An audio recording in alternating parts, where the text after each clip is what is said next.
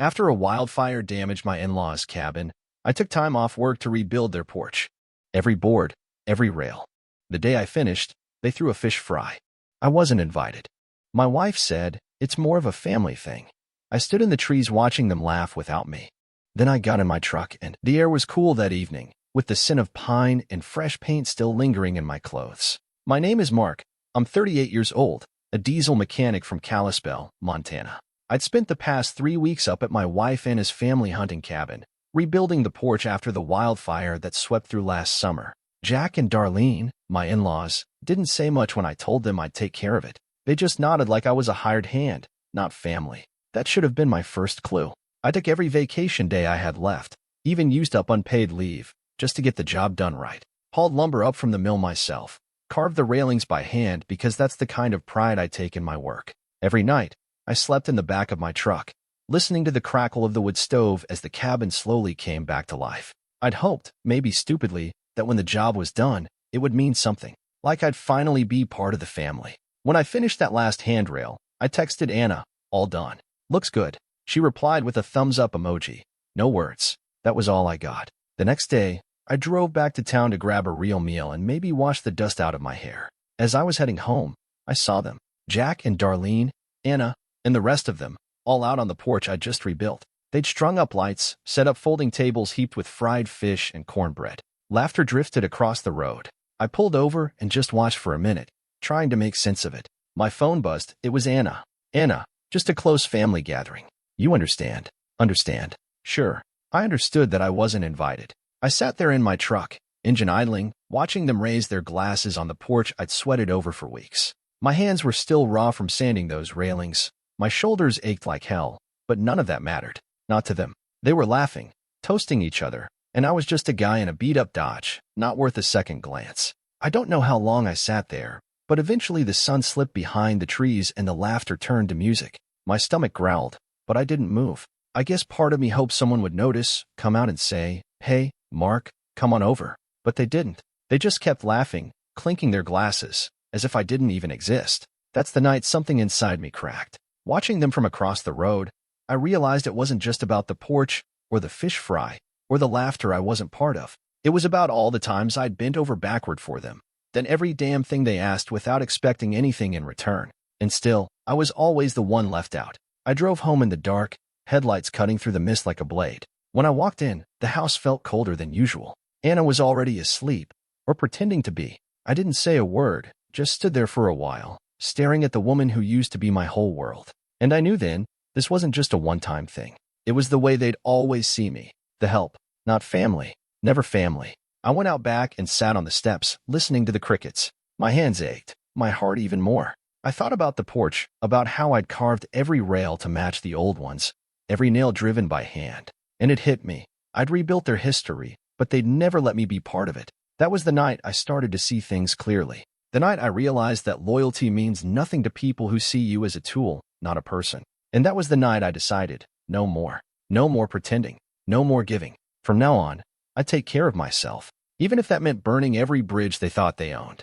I didn't go home that night. I drove out of Kalispell, past the neon gas station lights, and kept going until I was deep into the Bitterroot wilderness. The night air smelled like wet earth and pine needles, the kind of clean scent that always made me feel like I could breathe again. I pulled off onto an old logging road, killed the headlights, and just sat there for a while, listening to the wind in the trees. I'd spent most of my life fixing things, engines, fences, broken promises. But sitting there in the dark, I realized I couldn't fix this. Not with another hour of labor, not with another dollar spent.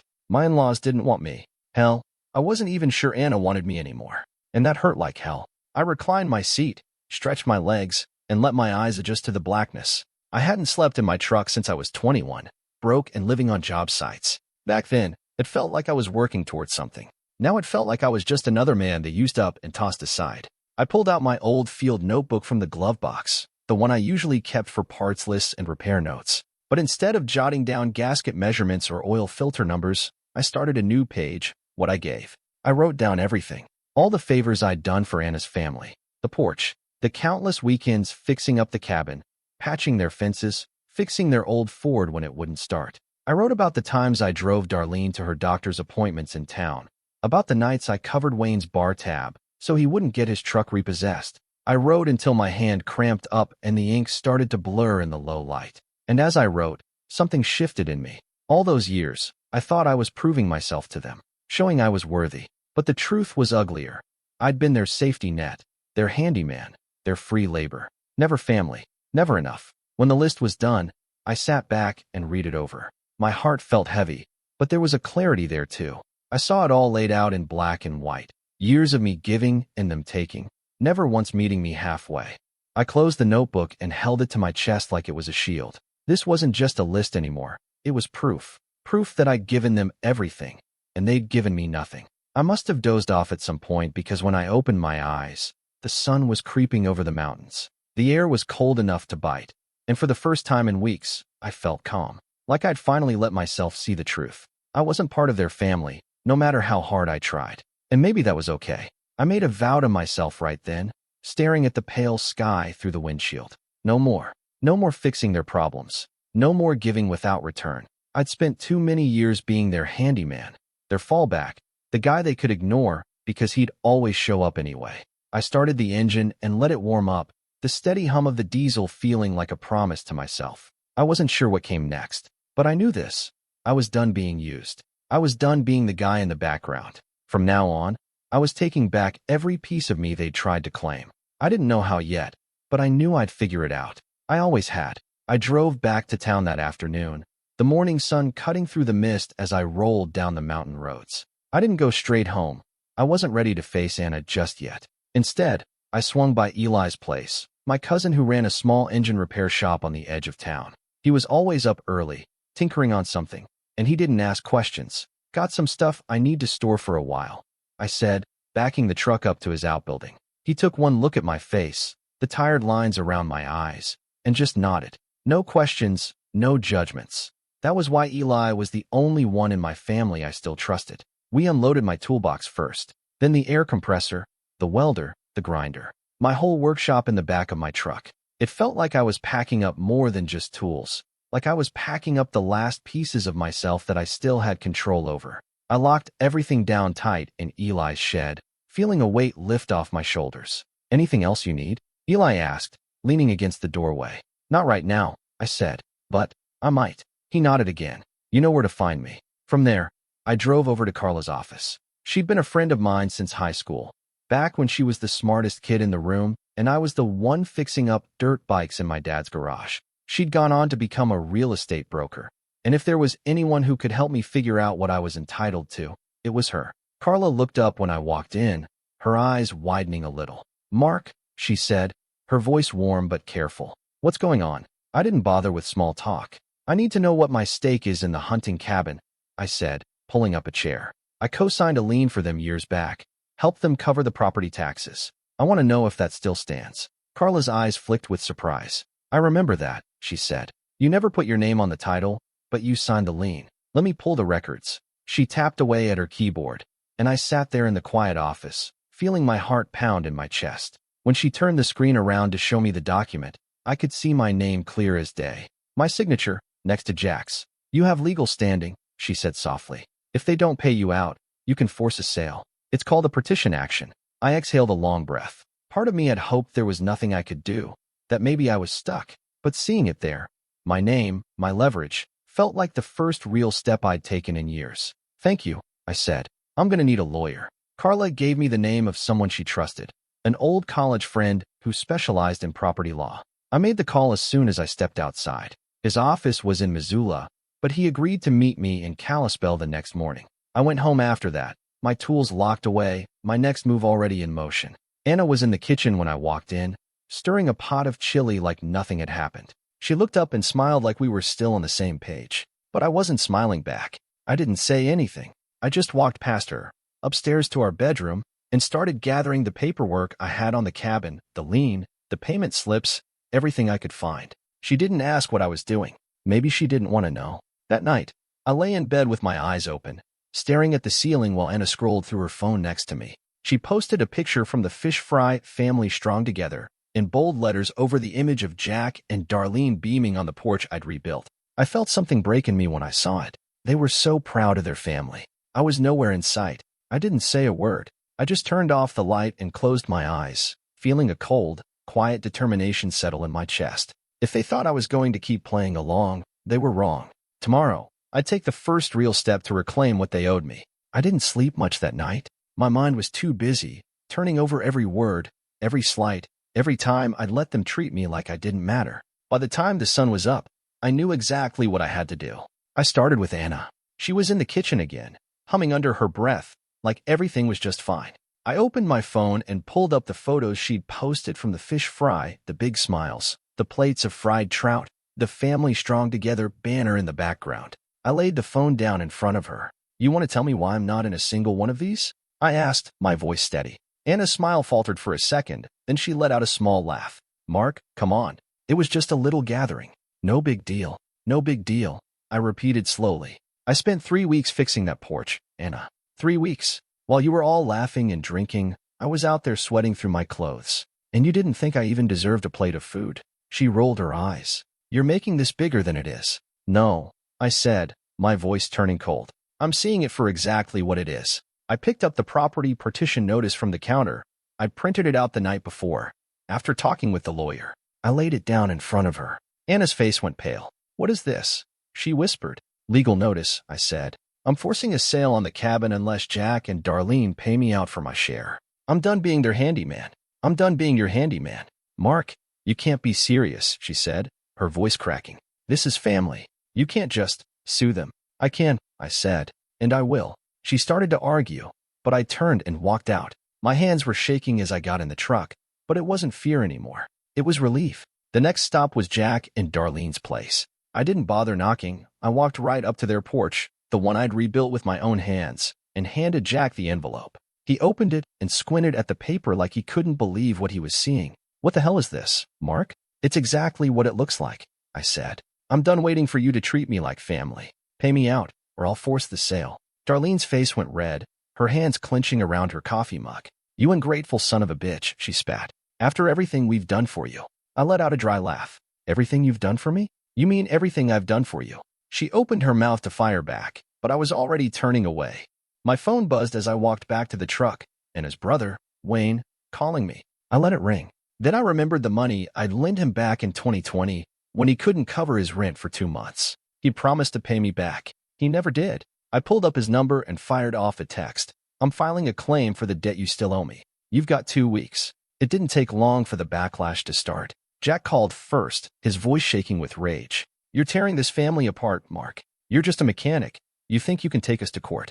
"I don't think it," I said calmly. "I know it." Then Anna's phone lit up with messages. Her mother, her father, Wayne's wife, all of them, pleading, threatening, guilt-tripping. But none of them denied that they owed me. None of them even tried. That night, Anna came into the bedroom with tears in her eyes. "You're really going to do this?" she asked. I looked at her for a long moment. "I already did," I said quietly. She stared at me like she didn't recognize me. Maybe she didn't. But for the first time in years, I felt like I could finally see myself. Anna didn't come home that night. She stayed at her parents' place, saying she needed space to think. I didn't argue. I didn't chase her. I just sat in the quiet of our kitchen, the weight of everything pressing down on me. I opened a beer, took a long pull, and stared at the worn wood table I'd built with my own hands. The same table where we'd had dinners, birthdays, late-night arguments that always ended with me backing down. Not anymore. I pulled out my old phone, the one I'd kept even after I upgraded. I scrolled through years of texts, photos, memories that felt like they belonged to someone else. And that's when I found it. A group chat, buried in the archives. Messages between Anna and her family. I didn't even remember how I'd ended up in it. "Wayne, Mark's too serious for our kind. He doesn't get it. Darlene, he's just free labor. At least he's useful. Anna, he tries too hard. He'll never be one of us." Reading those words, I felt something inside me finally break. All those nights I'd spent trying to prove myself, trying to fit into their world, and here it was in black and white. I was never going to be enough. They didn't even try to pretend otherwise. I closed my eyes, the words echoing in my head. "He'll never be one of us." That's what Anna really thought. That's what they all thought. When she finally came back the next evening, she walked in like nothing had happened. She put her bag down, moved around the kitchen, pretending everything was normal. I waited until she sat down across from me. "I found the messages," I said, my voice low. She froze. "What messages?" "Don't play dumb, Anna," I said. pulling out my phone and showing her. You said I'd never be one of you. You call me free labor. Useful, but not family. Anna's face went pale, her eyes flicking away. Mark, it was just talk. You're taking it too seriously. I let out a humorless laugh. Too seriously? I spent years breaking my back for your family. I thought that meant something. I thought you loved me. I do love you, she said, her voice cracking. But you're making this about money. About pride. No, I said. I'm making this about respect. And I'm done being the guy you take for granted. She started to cry then, her shoulders shaking. Please, Mark, don't do this. Don't let this ruin us. But it was already ruined. There was no going back to the way things were. I stood up, went to the drawer where we kept the important documents, and pulled out the divorce papers I'd printed off the lawyer's website. I'm filing, I said, placing them in front of her, citing financial deception and emotional abandonment. You can sign them or not, doesn't matter. I'm done. Anna reached for the papers, her fingers trembling. You can't mean this, she whispered. But I did. I felt nothing. No rage, no sadness, no need to argue. Just a cold certainty that this was the only way forward. She didn't sleep at the house that night, or the next. I didn't reach out. I started moving my things out, boxing up my clothes, my tools, the photos I still wanted to keep. Every time I looked at her things, at the pieces of a life we'd built together, I felt nothing. Just an emptiness that told me I was finally free. The last time I saw her, she was standing at the end of the driveway with her car packed up, tears in her eyes. She didn't say goodbye. Neither did I. There was no need. The part of me that had once loved her was gone. I filed the lawsuit the next morning. My lawyer, a straight-talking guy named Randall, said I had a solid case. Petition actions like this were rare, but not impossible. You've got documentation, you've got a lien, and you've got decades of sweat equity, he told me. They can't just sweep that under the rug. That's when the family panic really started. Wayne called first, trying to sweet-talk me like nothing had happened. Mark, man, can't we work this out? You're making a mistake, brother. I'm not your brother, I said flatly. You owe me. You all do. He went quiet for a second, then his voice turned hard. You're gonna regret this. I just hung up. 2 days later, Darlene showed up at my door. She looked older than I'd ever seen her, her hair pulled back tight, her eyes red like she hadn't slept. Mark, she said, her voice trembling. You don't have to do this. We're family. I almost laughed in her face. Family? You had your fish fry without me, Darlene. You've never seen me as family. Tears welled up in her eyes, and she reached for my arm. We didn't mean it that way. Please, just stop this. I pulled my arm back. No, you're going to pay me what I'm owed, or you're going to lose that cabin. That's the only way this ends. She stood there for a long moment, her hand pressed to her chest like she was trying to keep her heart from breaking. Then she turned and walked away without another word. The next day, Wayne's wife, Tammy, texted me out of the blue. She'd always been polite, never really got involved in the family drama. But now, she was sending me screenshots. Messages between Anna and her family, mocking me. He's too dumb to see what's really going on, one of them said. He'll work for free if you smile at him, said another. Tammy's message was short. I'm sorry. I thought you should see this. I saved every screenshot, printed them out, page by page, until I had a stack of evidence thicker than any repair manual I'd ever owned. Randall said it would help my case. Shows a pattern of using you like a tool, he said. This isn't just a property dispute. This is a history of manipulation. The family tried to get ahead of me. Jack hired another realtor to sell the cabin behind my back, hoping to cash out before the lawsuit could stick. But Randall was ready. He filed a lease pendants, freezing any sale or transfer until the case was resolved. They can't do a damn thing until we're done, he said. When I told Jack, he exploded. You think you're so smart? Huh? You're nothing, Mark. Nothing. I didn't even flinch. I just hung up and added the voicemail to my growing stack of evidence. At night, I'd spread it all out on my dining room table, the documents, the screenshots, the payment receipts. My hands would shake sometimes, remembering all the years I'd spent trying to belong to them.